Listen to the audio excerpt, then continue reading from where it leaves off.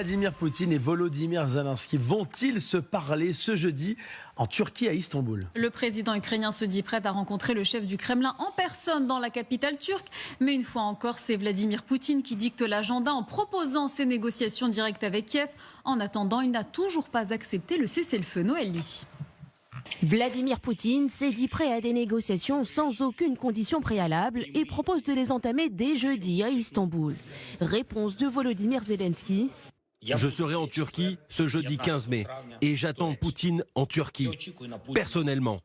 J'espère que cette fois, les Russes ne chercheront pas d'excuses. Plusieurs dirigeants comme Donald Trump mettent la pression autour de cette rencontre. L'Ukraine devrait accepter cela immédiatement. Rencontrez-vous maintenant.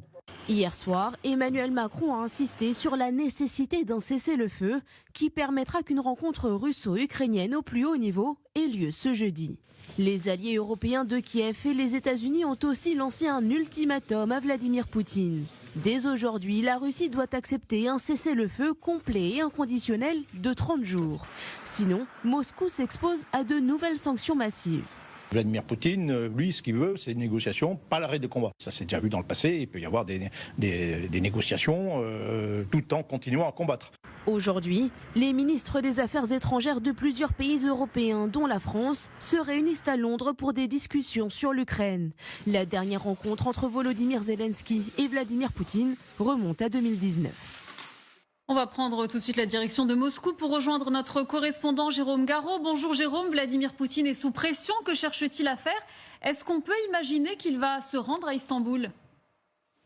Bonjour, alors en réalité, il y a plusieurs objectifs. Pour Vladimir Poutine, la priorité, c'était d'abord de reprendre le contrôle des négociations. Ensuite, il s'agit d'expulser les Européens du jeu diplomatique. C'est pour cela que le président russe a choisi la Turquie et propose des pourparlers directs, sans intermédiaire, uniquement Kiev et Moscou.